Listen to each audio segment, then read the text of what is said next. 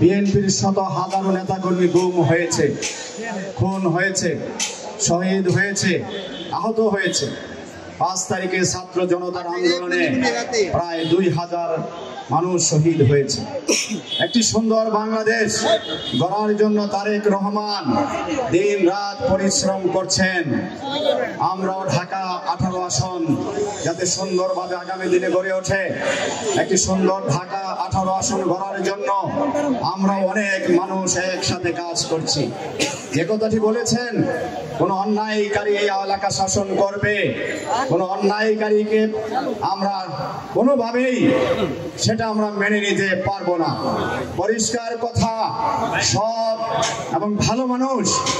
ইতিমধ্যেই একজন ব্যক্তি যিনি তার নেতাকর্মী দিয়ে বিভিন্নভাবে যেভাবে ফেসবুকে লেখালেখি করান, যেভাবে উচ্ছৃঙ্খল আচরণ করেন, আমি মনে করি ওই ব্যক্তি এলাকার দায়িত্ব পেলে সাধারণ মানুষ স্বাভাবিকভাবে রাজনীতি করতে পারবে না।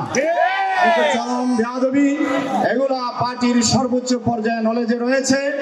আপনারা আরো ঐক্যবদ্ধ হন। যে কোনো সময় এই নেতৃবৃন্দ, সদস্য সচিব, আমাদের সেগুন ভাই সহ, কপিল সাহেব সহ ডাক দিবে। আপনারা হাজার হাজার এলাকার জনগণ নিয়ে আমরা একসাথে রাস্তায় নামবো ইনশাআল্লাহ।